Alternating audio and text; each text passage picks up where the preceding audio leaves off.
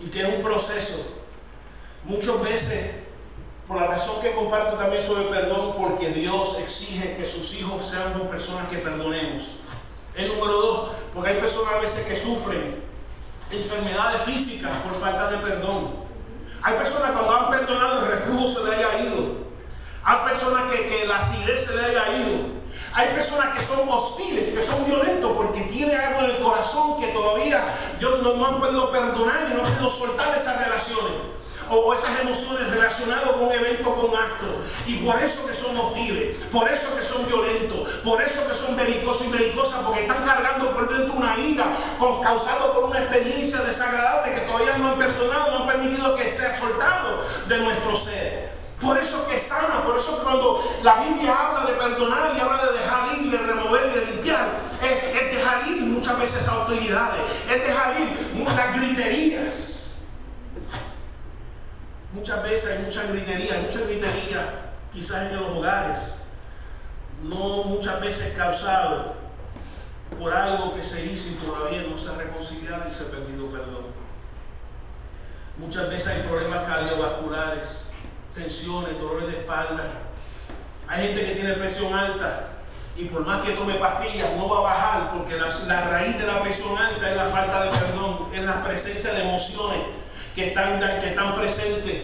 Y hasta que uno no perdone y suelta esas emociones, la ponga en las manos del Señor, la presión alta va a seguir, la inmunidad baja va a seguir, la tristeza va a seguir, la depresión va a seguir. Cada vez que ves a las personas te salen ronchas, te pones colorado. Como dije, hay personas que cada vez que la ves y te acuerdas, te pones rojo, roja, cambia totalmente de persona. Y Dios no quiere que esa experiencia del pasado te afecte y te cambie delante de su presencia. Dios quiere que tú continúes siendo la misma persona. Esté la persona presente o no esté la persona ausente, a través del perdón y a través de ese perdón puedas descargar esas emociones que tanto nos afectan para mal y afectan la existencia y la vida que Dios intenciona que tú y yo vivamos.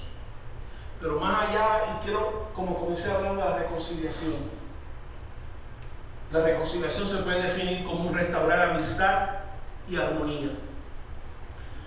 Vemos que va más allá de simplemente perdonar nuestros pecados, porque cuando Dios perdona nuestros pecados no solamente remueva la paga, la consecuencia de las acciones en contra de Él, pero Dios nos reconcilia con Él. Dios no solamente nos perdona, nos reconcilia con Él, restablece la armonía, restablece la amistad con Él, donde antes había enemistad a consecuencia del pecado. Así que la reconciliación ocurre a través del perdón, y el perdón envuelve arrepentimiento. Estoy hablando de reconciliación porque puede ser que en el año 2011 en adelante puedas reconciliarte, puedas restablecer armonía, puedas restablecer quizás amistad con alguien que te haya ofendido, pero puede ser que no. Puedo explicar por qué. Muchas veces vemos la reconciliación en el texto, pero puede ser que no podamos nosotros efectuar la reconciliación, por más que lo intentemos. Pero es la meta de Dios que seamos reconciliados, igual que nosotros somos reconciliados hacia Él, que también nosotros pues seamos reconciliados a nuestro prójimo. Vemos que una de las cosas que hace falta, como mencioné, es el perdón envuelve arrepentimiento. Si alguien pide perdón pero continúa siendo hiriente y dañino, no se ha arrepentido. Si un esposo pide perdón por haber herido verbalmente o físicamente a su esposa y lo continúa haciendo, no se ha arrepentido. No ha habido ninguna reconciliación. Si una esposa quizás sigue trayendo cosas del pasado, cosas en las cuales se ha pedido perdón, porque si usted ya se olvidó, no tiene que coger trayendo una semana, algo que pasó una semana atrás cuando ya se pidió perdón por eso. No sigas trayendo las cosas del pasado, no sigas trayendo cosas del pasado en las cuales ya se disculparon, cosas del pasado en las cuales ya se reconciliaron, porque si lo estás trayendo es porque todavía no lo has perdonado. Y mientras lo sigas trayendo y revolcando y levantando cosas del pasado, como Jason, que vuelve otra vez a revivirlo y lo está reviviendo usted, lo enterramos como Jason. Sí, ya viene el próximo capítulo, pasa algo que vuelve otra vez a la vida. Y esponjo que siguen levantando la vida, esos Jason, lo que causa en muerte en la vida matrimonial. Usted si lo enterró, déjalo enterrado. Si se reconcilió y pidió perdón, déjalo enterrado, no lo vuelvas a traer para atrás. No lo vuelvas otra vez a dar dañando y destruyendo lo que Dios quiere edificar y lo que Dios quiere construir en nuestras vidas. La reconciliación envuelve arrepentimiento. Y es trabajo fuerte permitir que el Espíritu Santo cambie a uno. Por eso muchas veces la reconciliación no es posible. Porque por más que hayas pedido perdón o haber sido perdonado, si la conducta dañina y hiriente continúa, verdaderamente no ha habido reconciliación. Y hace falta arrepentimiento, hace falta cambio. Porque la reconciliación es posible cuando hay perdón y arrepentimiento. Y eso es lo que vemos en el texto de hoy. La reconciliación ocurre naturalmente cuando hay perdón y cuando hay una presencia de arrepentimiento, una presencia de cambio, de que yo no sigo con esa misma conducta. Porque es posible perdonar y no ser reconciliado. Es posible perdonar y no ser reconciliado porque quizás la persona en la cual uno quiere llevar a cabo la reconciliación, uno quizás ya no está a una distancia cerca, dos quizás haya fallecido o quizás por otras razones ya no es posible. Pero algo sí quiero exhortarle, Dios desea que Él quiere llevar a cabo reconciliaciones en medio de estas relaciones, pero a veces no se puede, a veces no es posible. Muchas veces, pero algo sí es posible, puedes despedirte de las emociones dañinas causadas en el pasado y no estar necesariamente controladas por unas emociones causadas por una ofensa o un mal que hayamos experimentado en el pasado. En algunos casos, como dije ahorita, a veces la reconciliación no es posible. Muchas veces un esposo o una esposa puede perdonar a un esposo o una esposa abusadora, violento o violenta. Pero si la reconciliación implica regresar a esa situación donde no ha habido arrepentimiento, muchas veces la reconciliación no es posible, pero el perdón es necesario. El perdón es necesario porque Dios lo demanda en nuestra vida. El perdón es necesario porque nos afecta y muchas veces nos enferma a consecuencia de las emociones que continúan en nuestra vida a través de ese acto, de ese mal que se nos haya hecho. Si creemos que es ejemplo en el texto de hoy y quizás lo que el Señor desea llevar a cabo durante este año 2011, el perdón, pero en especial, si es posible, la reconciliación. Vemos la reconciliación de José. Algunas familias muchas veces han experimentado la tensión cuando un bebé es introducido en la familia. Aquellos que son únicos hijos, quizás algunas cosas que voy a decir quizás no le vaya a aplicar. Pero si usted tiene hermanos y hermanas como José tenía hermanos y hermanas, muchas veces se desarrollan dinámicas en el hogar donde muchas veces se experimentan heridas.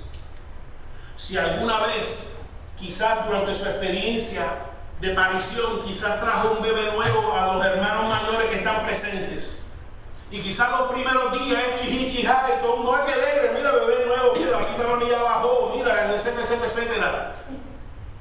Pero después de un tiempo, si no se tiene cuidado y se da mucha atención, muchas veces los mayores pueden acercarse y decir, mami, devuelve ya ese bebé. O pueden pedir que devuelvas el bebé o que lo dé a otra persona, porque la dinámica ha sido afectada. Y muchas veces comienzan peleas entre los hermanos y entre las hermanas. Muchas veces comienza conflicto entre los hermanos y las hermanas. Si lo experimentó el hogar de José, puede ser que el hogar donde usted ha venido haya experimentado conflicto entre sus hermanos y su hermana. Si no lo experimentaste, gloria a Dios. Estás en la minoría. Pero si lo has experimentado, estás en la mayoría. Muchas veces donde hay peleas entre hermanos y a veces hay expresiones como it's not fair. No es justo. No es justo que a ella o él o a ella se lo permiten y a mí no. Y comienzan los conflictos entre los hermanos. Expresiones como a él o a ella siempre logra lo que quiere, cuando yo puedo hacer lo que yo quiero. Cualquier semejanza es la intención del Espíritu Santo de Dios. No es porque nadie me haya dicho nada. O expresión entre los hermanos que dice, él o ella siempre se sale con la suya y a mí siempre me castigan. O a él o a ella siempre le dan permiso y a mí nunca me dan ningún permiso. Y puede llegar al punto de los hermanos expresarse, lo odio o la odio y ojalá muriera. Y este fue el extremo que llegó José y sus hermanos. a consecuencia del favoritismo extremo que tuvo Jacob o Israel con José. Favoritismo extremo, donde a todo el mundo se le compraron túnicas en Kmart, y a José se le compró una túnica de colores de Fifth Avenue o de Macy's.